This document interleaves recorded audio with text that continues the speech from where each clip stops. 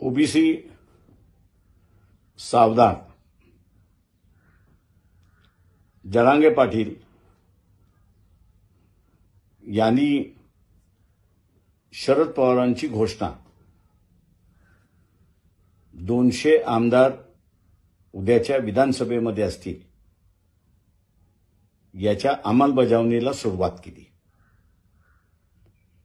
पहिल्यांदा उमेदवारी अर्ज भरा, सर्वांना भरायला लावले. निजामी मराठ्यांच्या बैठका झाल्या. निजामी मराठ्याने काही ठिकाणी गरीब मराठा आणि काही ठिकाणी ओबीसी असे उमेदवार आपल्यासमोर उभे करून घेतले आणि उरलेल्या ठिकाणी मराठा विरुद्ध मराठा असं चित्र त्या ठिकाणी उभं करण्यात आले. या बैठकांमध्ये मराठा आमदार कसे निघतील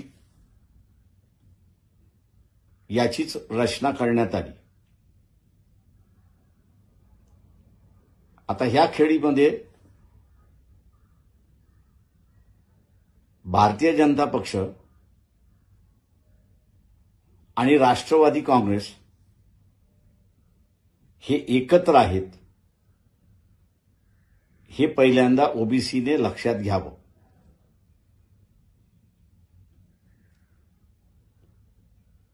ते लक्षात घेतलं नाही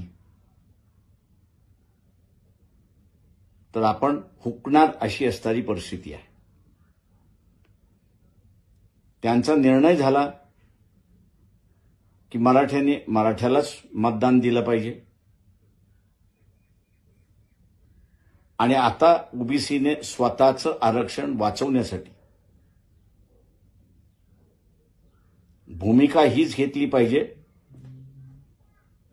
की ओबीसीचं मत हे ओबीसीला, एससीला आणि एसटीला आणि त्याच्याच बरोबर वंचित बहुजन आघाडीचे जे असणारे मुस्लिम उमेदवार जे आहेत त्यांना ही भूमिका आपण जर बजावली तरच ओबीसीचे उमेदवार निवडून येतील हे आपण लक्षात घ्या. एक प्रचार निश्चितपणे केला जाणार आहे आणि तो म्हणजे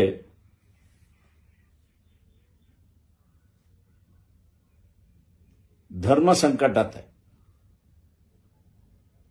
हिंदू धर्म संकटात आहे. मी तमाम ओबीसींना विचारतो की आपण आपल्या वाडवडिलांच्या पूर्वजांचा धर्म सोडणार आहात का? वाडवडिलांचा पूर्वजांचा धर्म हा मोगलांच्या काळामध्ये सोडला नाही तर आता स्वतःच्या काळामध्ये का सोडणार? तेव्हा ही चर्चा निरंतर आहे. भारतीय जनता पक्ष, आरएसएस, बजरंग दल, हिंदू महासभा यांच्या मार्फत केली जाते. आपण त्यांना पहिल्यांदा विचारा की आमच्या आरक्षणाच्या बाजूने आपण का नाही? ओबीसीच्या आरक्षणाचं समर्थन आपण का करत नाही? धोका जो आहे तो धर्माला नाही, तो आरक्षणाला आहे हे आपण लक्षात घ्या. स्थानिक स्वराज्य संस्थांमधले आरक्षण सुप्रीम कोर्टाच्या निर्णयाने थांबण्यात आलेलं आहे. उद्याच्या विधानसभेच्या माध्यमातून शिक्षण आणि नोकऱ्या म्हणजे सर्व्हिस हितलं आरक्षण थांबवल्या जाईल. हे आपल्याला मान्य आहे का? मान्य नसल्यास किंतु परंतुची चर्चा न करता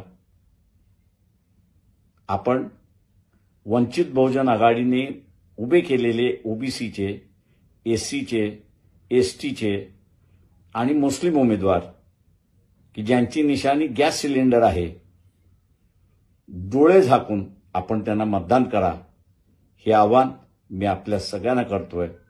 नमस्कार. जय भीम.